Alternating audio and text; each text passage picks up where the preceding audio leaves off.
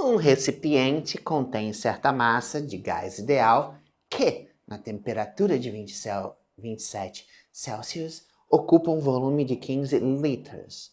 Ao sofrer uma transformação isobárica, I wanna say sorry.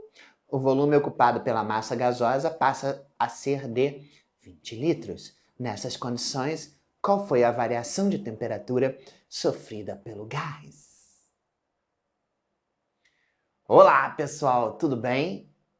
Prazer, eu sou o BF, Bruno Fernandes, seu best friend da física. Estamos aqui no Desesperando porque aqui a melhor maneira de você aprender é exercitando. Então vamos começar nossa brincadeira aí, destruindo com essa questão envolvendo aí transformação gasosa, né? Você tem um gás, o gás tem 3 grandezas que são importantíssimas. Primeiro é a pressão. O que é a pressão de um gás, né? A pressão de um gás está relacionado, a pressão é força sobre área. É a força que você faz divididos pela área que essa força atua, né? Então, quando as moléculas de um gás estão sempre em movimento, né? Então, por exemplo, agora aqui nos nossos estúdios, North Hollywood, Califórnia, Texas, aqui a gente tem moléculas de ar, estão se movimentando, de oxigênio, de nitrogênio, a uma velocidade bastante grande. E aí essas moléculas toda hora estão batendo. Por exemplo, aqui no quadro, estão batendo na parede, estão batendo no teto. Na hora que essas moléculas batem, elas exercem uma força. E essa força atua numa áreazinha pequena. E aí quando você somar, né, a pressão de todas as moléculas que estão batendo nas paredes nesse momento, você vai ter a pressão total desse gás. Tá? Então a pressão de um gás está relacionada às pancadas que essas moléculas vão dar na parede do recipiente. O volume é muito fácil, né? O volume é simplesmente o espaço que o gás ocupa. Porque o gás, como as moléculas, não existe ligação química entre elas, elas têm a maior liberdade de movimento. Elas não ficam presas umas das outras, como acontece nos líquidos e nos sólidos. Elas podem se movimentar à vontade, certo?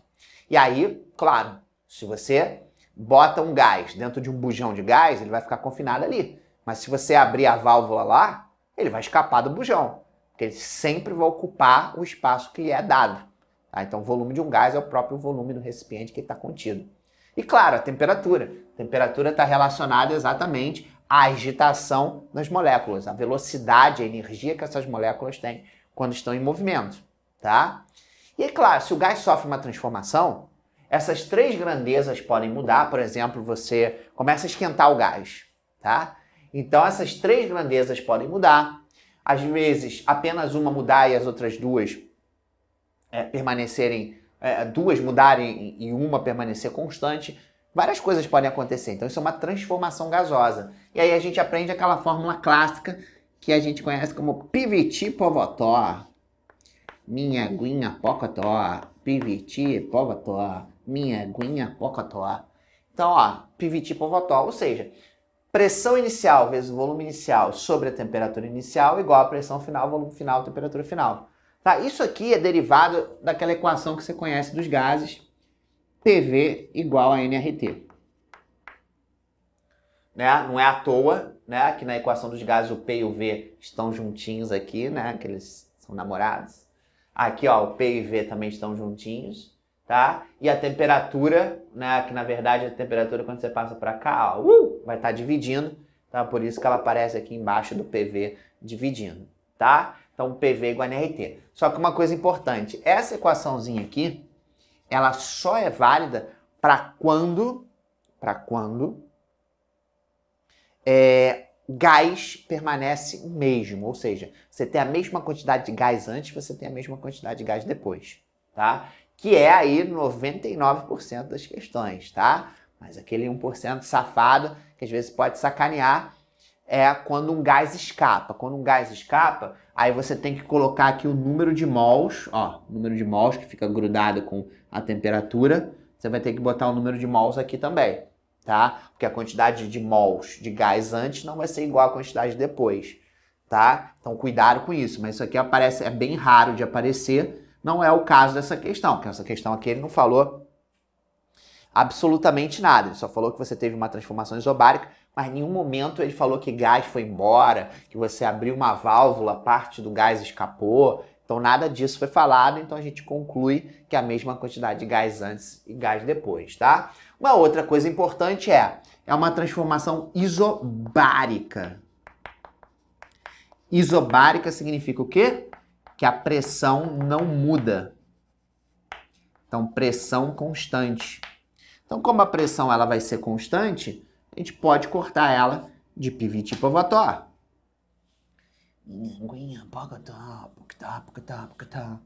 Saudade da lacraia.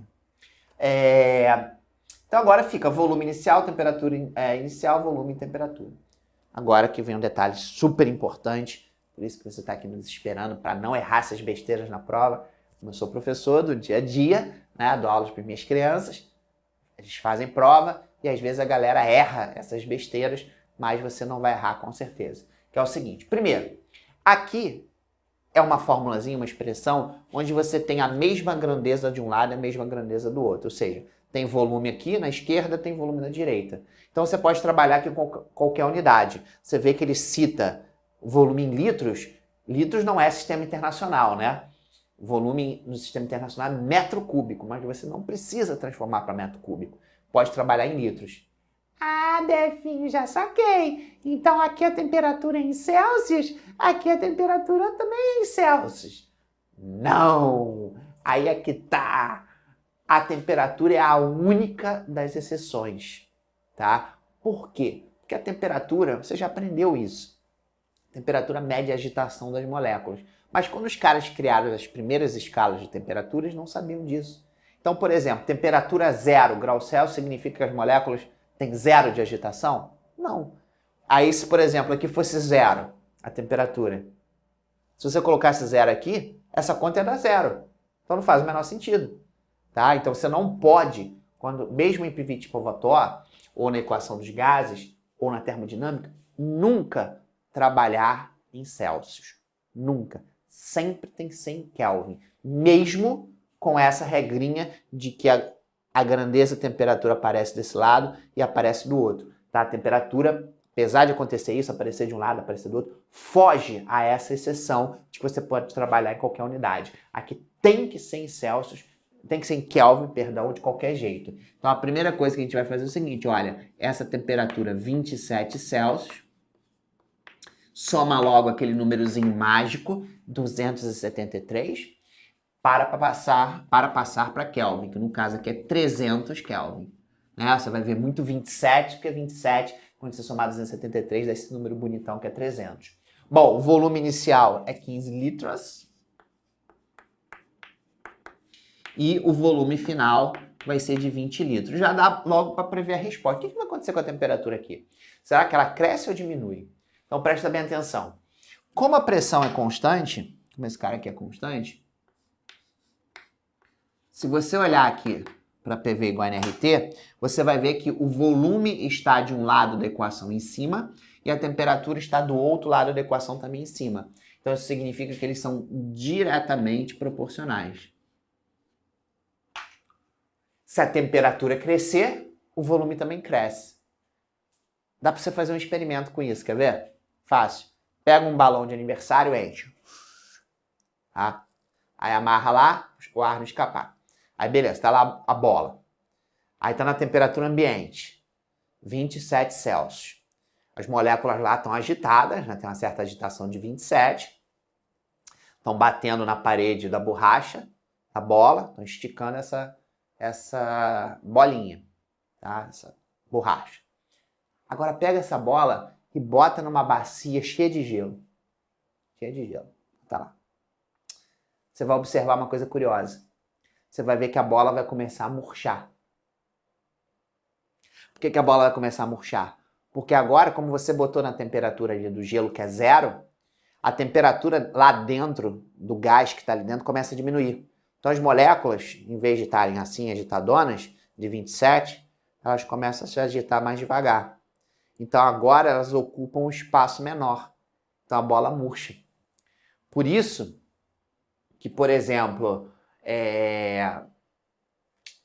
futebol americano, né? Futebol americano, você tem a bola, né? Aquela bola oval, né? Que o quarterback segura a bola, tem que arremessar pra galera, né? Não sei se você vê a NFL aí aos domingos na ESPN. Eu vejo que eu me amarro. E aí, o que acontece? Ali, as temperaturas nos Estados Unidos também variam muito, né? Às vezes os jogos acontecem uma temperatura alta, às vezes os jogos acontecem até abaixo de zero. Então, antes do jogo, essas bolas têm que ser calibradas pelos juízes e conferidas, porque a mudança da temperatura pode mudar a pressão dentro da bola também, pode mudar o volume da bola, tá? E aí, se a bola fica mais murchinha, fica mais fácil para o quarterback segurar ela. Teve até um caso muito curioso aí com o Tom Brady, né, que é o quarterback do New York Patriots.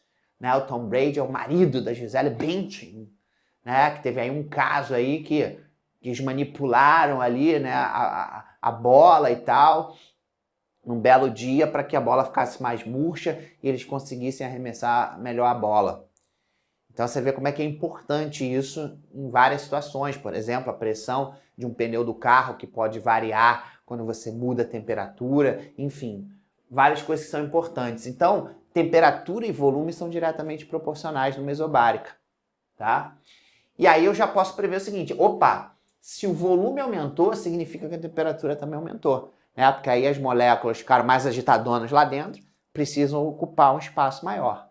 Então, com certeza, essa temperatura final vai ter que dar maior do que 300. Pronto, agora a gente substitui, ó, volume inicial, 15, divididos pela temperatura inicial, que é 300. Isso vai ser igual ao volume final, que é 20, sobre a temperatura final, tá? Dá para simplificar aqui, não dá? 15 por 15 dá 1, 300 por 15 dá 20. E aí faz multiplica cruzado, faz o x da Xuxa. Então fica t vezes 1 dá t, 20 vezes 20 dá 400. E realmente, ó, cresceu a temperatura, né? Então pelo menos o nosso resultado faz sentido, passou de 300 para 400. Mas ele pediu o quê? Quanto variou, né? Cadê a fichinha? Aqui. Qual foi a variação da temperatura? Então, a variação da temperatura, né? A variação é sempre o último menos o primeiro, não é o maior menos o menor. Tá? Cuidado com isso. Então, isso aqui vai dar 100 Kelvin. Se fosse uma múltipla escolha e ele tivesse pedido em Celsius, não tem problema. Você sabe que variação de temperatura em Celsius e em Kelvin são iguais, tá? Mas um detalhe especial é, mesmo que tivesse pedido a resposta na variação em Celsius, você não pode, em hipótese nenhuma, trabalhar com essa temperatura em Celsius. Não pode, não há exceções, tá? Sempre aqui tem que ser em Kelvin. Tudo bem? Então eu espero que você tenha gostado. É isso aí. Continue aí com a gente, vamos arrebentar a boca do balão. Então é isso aí. Um grande beijo e até a próxima.